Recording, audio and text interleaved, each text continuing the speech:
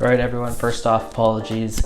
I kind of lied. I was supposed to do this weekly, but I got carried away doing some cool stuff. I also have a big announcement to make, but first I'm going to talk about that cool stuff I did. First off is I went out for Halloween in Osaka, and that was a really fun night, honestly. The music wasn't really my type, and I went alone, but you know, I still had fun, still had a great time, and I actually stayed up until 5 a.m. and I took the first train home, which honestly was an experience in itself. Like, by the time I was walking to my apartment, I saw the sun coming up and my soul just wanted to leave my body. And I was swearing to myself, saying I was never gonna do this again. But honestly, fun night, can't complain. If anything, I was kind of disappointed by the costumes. I'm not sure if it was just the event that I went to, but I thought most things were pretty low effort. Like, there were a lot of like, oh, like just devil horns or this light up mask that I bought off of Amazon. To be honest though, my costume was also pretty low effort. I went as Gyu from Demon Slayer, and I too bought my costume off of Amazon. Another thing I did is I went to Kyoto with some friends and some mutual friends. And I think it's safe to say that we're all friends now. That trip was mega fun. Kyoto honestly lives up to the hype. It is a beautiful city and it really lives up to its reputation. It is worth it. If you come to Japan, don't just go to Tokyo. Kyoto is really cool too. So as a group, we woke up really early. I woke up at 5 and I got to Kyoto at around 7 just to hike up Fushimi Inari. And it was totally worth it. We had the entire place basically to ourselves, made it up to the summit. There was no one there. I even recreated this image from an anime called Gotobe no Hanayome. It's kind of niche, I don't know if you've heard of it. We also went to some other sites around Kyoto, and honestly the pictures speak for themselves. I haven't really been around Japan, but I could say that Kyoto is definitely one of my favorite places now. Unfortunately, not everything went smooth for me. After having, a few drinks, by the riverbank, it was time to go home, and I didn't have an Airbnb, so I ended up taking the train back to my apartment in Nara. Lucky me, I passed out on the train and I missed my transfer, so I was at a station in Nara, not really close to my house, with the train stopped, so my only option was really to take a taxi.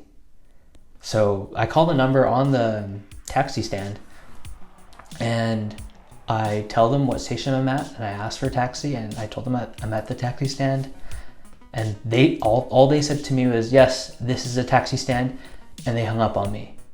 And I was so pissed. I was like, I just want to go home. I passed out on the train. I really want to go home.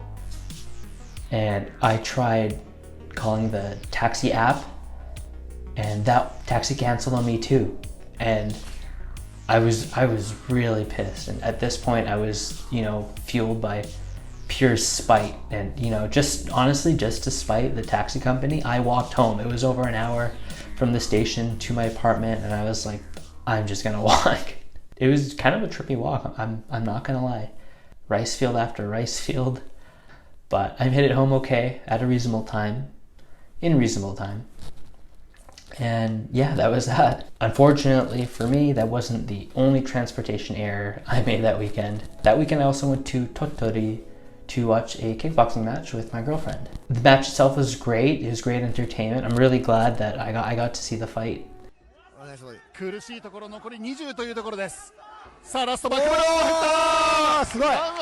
As far as transportation goes, it's about 3 hours from Osaka to Yonago, the city that the match was in. We took a bus to get there.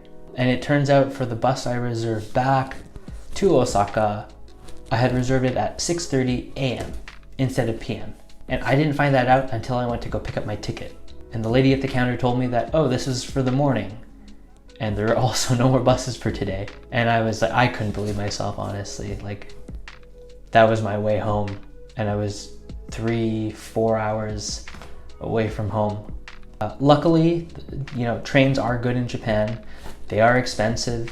I ended up having to take the Shinkansen for part of the journey home, and that was expensive. It was honestly maybe 2 to 3 times more than taking the bus. So, you know, the trains were there for me, but you know, the trains are expensive. It was cool to be able to take the Shinkansen though, I'm not gonna lie. I wasn't able to see anything because it was dark out, but you know, I'm sure it's a great view during the day. So that was the really quick summary of the past few weeks. There's lots more that happened. I don't know if I remember it all. You know, it's been a while since I made a video, so I think those are the main points. So now it's finally time for the big announcement. All right, everyone, it finally happened. The novelty of living in Japan has finally worn off. Yay! Yeah, so after that big kind of Kyoto trip and, you know, all the difficulties getting home, like pretty much every time, you know, it was very sobering to go back to work.